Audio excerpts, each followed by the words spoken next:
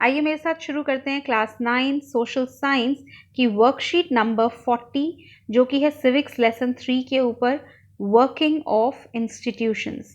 तो सबसे पहले वर्कशीट में बताया गया मतलब सेंट्रल गवर्नमेंट या यूनियन गवर्नमेंट का। Government at national level is called as central government और यूनियन गवर्नमेंट। किसी किसी कंट्री में इसको फेडरल गवर्नमेंट भी बोला जाता है, मतलब जो पूरी कंट्री को संभाल रही है। और स्टेट गवर्नमेंट को, जो स्टेट लेवल पे गवर्नमेंट होती है जैसे कर्नाटका की सरकार या गोवा की सरकार, इनको कहते हैं स्टेट गवर्नमेंट्स। सो सेंट्रल गवर्नमेंट को काम करने के लिए कुछ इंस्टीट्यूशंस की ज़रूरत होती है। इंस्टीट्यूशन किसी ऑर्गेनाइजेशन के लिए भी कहा जा सकता है, किसी डिपार्टमेंट को भी कहा जा सकता है। सो हमारी कंट्री में 3 इंपॉर्टेंट इंस्टीट्यूशंस या ऑर्गन्स ऑफ गवर्नमेंट हैं, वो हैं legislature, executive and judiciary. Legislature वो है जो लॉज बना रहा है, और लॉज कौन बना रहा होता है? पार्लियामेंट। पार्लियामेंट के भी 3 पार्ट्स हैं, हमने पहले पढ़ा हुआ है, Lok Sabha, Rajya Sabha and president. Parliament बिना प्रेसिडेंट के इनकम्प्लीट है। सो पार्लियामेंट के भी 3 पार्ट्स हैं, लोकसभा, राज्यसभा, प्रेसिडेंट। ये सब लॉ बनाने के लिए जिम्मेदार हैं। फिर आता है executive. Executive is responsible for enforcement of the law या इम्प्लीमेंटेशन ऑफ द लॉ, मतलब लॉ को लागू करने के लिए चाहिए होता है एग्जीक्यूटिव। तो एग्जीक्यूटिव भी 2 तरह के हैं, इस चैप्टर में हम आगे पढ़ेंगे। एक होता है परमानेंट एग्जीक्यूटिव और एक होता है political executive. Permanent and political executive. तो परमानेंट एग्जीक्यूटिव में कौन आते हैं? जैसे सिविल सर्वेंट्स जो होते हैं, आईएएस ऑफिसर्स जितने होते हैं, ये सारे परमानेंट एग्जीक्यूटिव हैं। और पॉलिटिकल एग्जीक्यूटिव में जितने भी नेता होते हैं, ये सब पॉलिटिकल हैं, जो गवर्नमेंट का पार्ट होते हैं। और तीसरा जो हमारा ऑर्गन है वो है जुडिशरी। जुडिशरी क्या हुआ? System of courts, low court, high court and supreme court, ये सब के सब जुडिशरी का पार्ट हैं। सो ये ध्यान रखते हैं कि लॉ ठीक से लागू हुआ कि नहीं हुआ, कहीं लॉ बनाने में कोई गलती तो नहीं है। सो ये सब ध्यान रखते हैं। ओके, अब हम आगे चलते हैं। अगला टॉपिक है why do we need political institutions. So political institutions की ज़रूरत क्यों है? सो गवर्नमेंट इसलिए ज़रूरत है क्योंकि गवर्नमेंट को बहुत सारी रिस्पॉन्सिबिलिटीज़ निभानी होती हैं, तो सरकार अकेले नहीं कर सकती। सो उसको अलग अलग इंस्टीट्यूशंस की ज़रूरत होती है। सो ये क्वेश्चन इस तरह से भी आ सकता है, what are the functions of government? So government has the responsibility to provide security, education and health to its citizens. Government education, health, police, post office, roads, lights, बहुत सारी चीज़ें करती हैं। फिर गवर्नमेंट का एक और काम भी है, government collect taxes and they spend money on army, police and other development work. Taxes लेकर के सबको सैलरीज देना, सारे डिपार्टमेंट्स को संभालना। और ये सारे जितने भी काम हैं, चाहे वो एजुकेशन का हो, हेल्थ का हो, हर के लिए अलग इंस्टीट्यूशन है। जैसे एचआरडी मिनिस्ट्री एजुकेशन को संभालती है, हेल्थ मिनिस्ट्री हेल्थ संभालती है, और इसमें बहुत सारे लोग इन्वॉल्व्ड होते हैं। सो अब आगे चलते हैं। नेक्स्ट पोर्शन है those who take decisions in these institution. वैसे तो बहुत सारे लोग इन्वॉल्व होते हैं जो ये डिसीजंस ले रहे हैं, मगर कुछ बहुत इंपॉर्टेंट लोग, प्रेसिडेंट जो कि कंट्री का फॉर्मली हाईएस्ट अथॉरिटी है, and he is also called as nominal head of the country, मतलब नेम सेक के लिए ये हेड हैं। लेकिन कोई भी लॉ जब तक लॉ नहीं बन सकता, जब कोई भी बिल जब तक लॉ नहीं बन सकता, जब तक प्रेसिडेंट उसके लिए येस ना कर दें। और फिर है prime minister. Prime minister is the real head of the country. सारे डिसीजंस भले ही लिए प्रेसिडेंट के नाम पे जाते हैं, लेकिन वो सारे डिसीजंस लेता कौन है? वो सब के सब लेते हैं प्राइम मिनिस्टर। और फिर तीसरा बहुत इंपॉर्टेंट इंस्टीट्यूशन है पार्लियामेंट। पार्लियामेंट में वही हमने पढ़ा, प्रेसिडेंट, लोकसभा, राज्यसभा तीनों आते हैं। और जब तक प्रेसिडेंट की हाँ नहीं होती, जब तक कोई भी चीज़ लॉ नहीं बन सकती। और प्रेसिडेंट दोनों ही हाउसेस के मेंबर नहीं हैं, दोनों हाउसेस से अलग हैं, लेकिन उनके कंसेंट के बिना सब चीज़ें उनके नाम पे होती हैं बेसिकली कंट्री में, भले ही वो उस पर डिसीजन नहीं ले रहे हैं। अब नेक्स्ट इंपॉर्टेंट क्वेश्चन आता है difference between Lok Sabha and Rajya Sabha. Next important question आता है कि विच institution is more powerful, Lok Sabha या राज्यसभा? डिफरेंस नहीं, कौन ज़्यादा पावरफुल है। तो कौन ज़्यादा पावरफुल है? लोकसभा ज़्यादा पावरफुल है। इसका मेन रीज़न ये है कि हमारे कॉन्स्टिट्यूशन में लोकसभा को ज़्यादा पावर्स क्यों दी गई हैं? क्योंकि लोकसभा के members they are directly elected by people. तो डेमोक्रेसी लोगों की सरकार है। सो लोग अपने नेताओं को इलेक्ट करते हैं, तो उन्हीं नेताओं को ज़्यादा पावर दी गई है डिसीजंस लेने के लिए।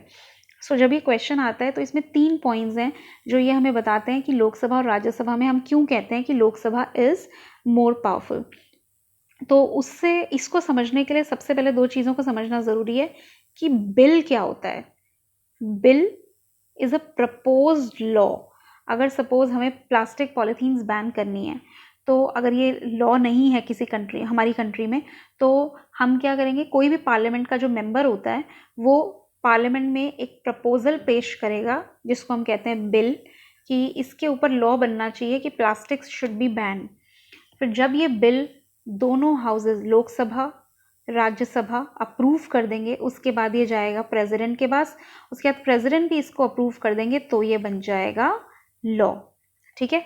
सो अब बढ़ते हैं आगे कि लोकसभा और राज्यसभा में पावरफुल कौन है। हाँ, और दूसरी बात, ये जो बिल होते हैं ये 2 तरह के होते हैं। ये होता है, एक बिल होता है ऑर्डिनरी बिल और एक होता है मनी बिल।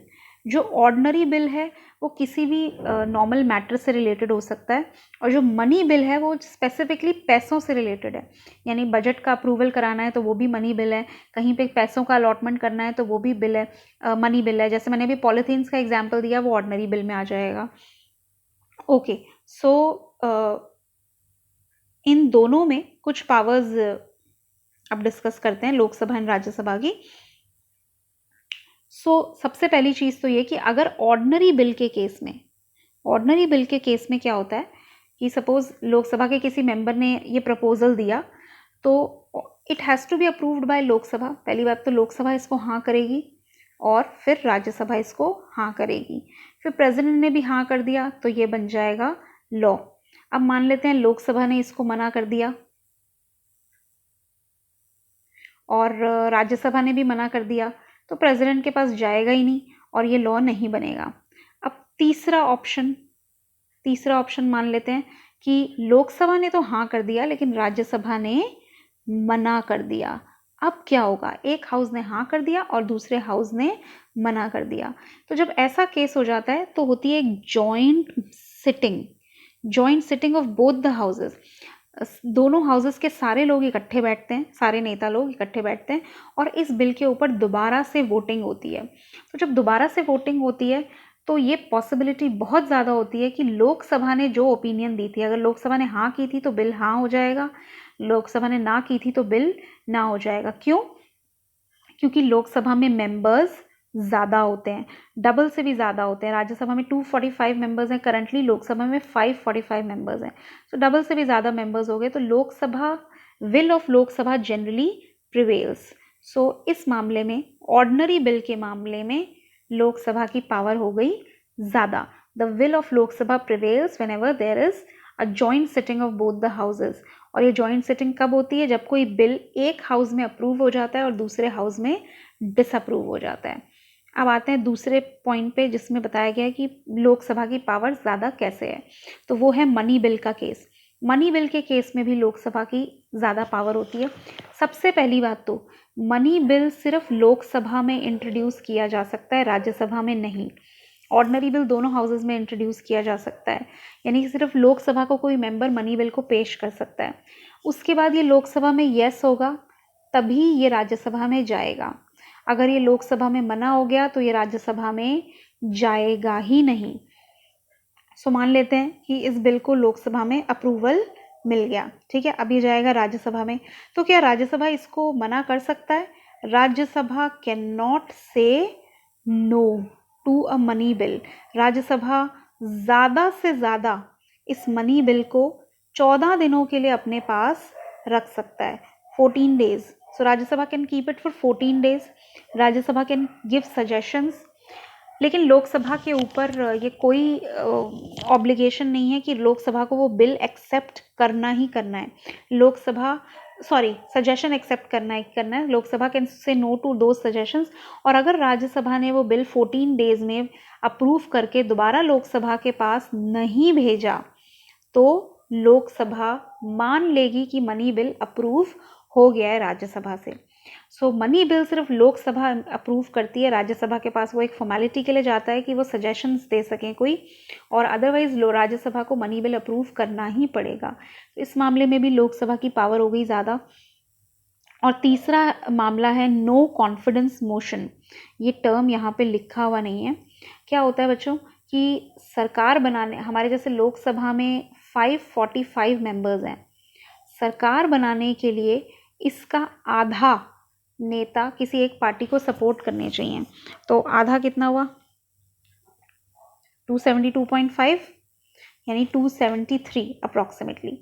ठीक है, सो 273 लोग, 273 नेता जिस भी पार्टी को फेवर करते हैं वो पार्टी पावर में आ जाती है। जैसे करंटली बीजेपी को पावर में है, तो बीजेपी को कम से कम लोकसभा के 273 मेंबर्स का सपोर्ट है। तो मान लेते हैं कि लोकसभा का कोई भी नेता खड़ा होकर कहता है कि हमें सरकार में कॉन्फिडेंस नहीं रहा। मतलब कॉन्फिडेंस नहीं रहा, किस चीज़ का कॉन्फिडेंस नहीं रहा? कि सरकार के पास 273 मेंबर्स का कम से कम सपोर्ट है।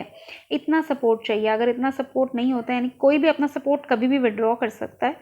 सो अगर किसी ने अपना सपोर्ट विड्रॉ कर लिया, नंबर ये 271 भी पहुंच गया, 271 या 2, तो भी सरकार गिर सकती है। सो लोकसभा का कोई भी member no confidence motion propose करता है और कहता है कि भाई मुझे कॉन्फिडेंस नहीं है कि सरकार के पास मेजॉरिटी है, तो दोबारा से पूरे लोकसभा में वोटिंग होती है कि सबको बताना होता है कि कौन किसको सपोर्ट कर रहा है। तो अगर सरकार के पास नंबर कम आता है तो नो कॉन्फिडेंस मोशन अप्रूव हो जाता है and whole council of ministers and including the prime minister has to resign. सरकार गिर जाती है, लोकसभा डिसॉल्व हो जाती है। सो ये जो नो कॉन्फिडेंस मोशन की फैसिलिटी है, ये सिर्फ राज्यसभा में, लोकसभा में है, राज्यसभा में नहीं है। सो आई होप आपको वर्कशीट समझ में आई होगी। अब हम चलते हैं क्वेश्चन आंसर्स पे। क्वेश्चन आंसर्स डायरेक्टली, आज की बेसिकली पूरी वर्कशीट ही आपको एज क्वेश्चन आंसर्स लिखना है। आंसर 1 में आपसे पूछा गया है मीनिंग ऑफ गवर्नमेंट और गवर्नमेंट को कौन कौन से इंस्टीट्यूशंस की ज़रूरत होती है, तो ये रहा आंसर 1। फिर आपसे पूछा गया why do we need political institutions, फिर ये आंसर 2। फिर आपसे थर्ड क्वेश्चन में पूछा गया है who plays a major role in decision making, who plays major role in taking the decisions of the institution। so answer 3 भी यहाँ पे है।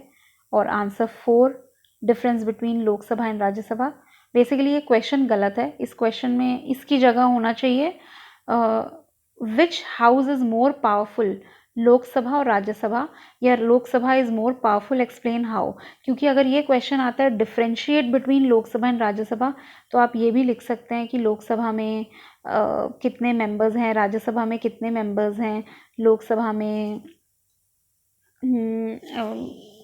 डायरेक्ट इलेक्शन के थ्रू मेंबर्स आते हैं, राज्यसभा में ऐसा नहीं होता है।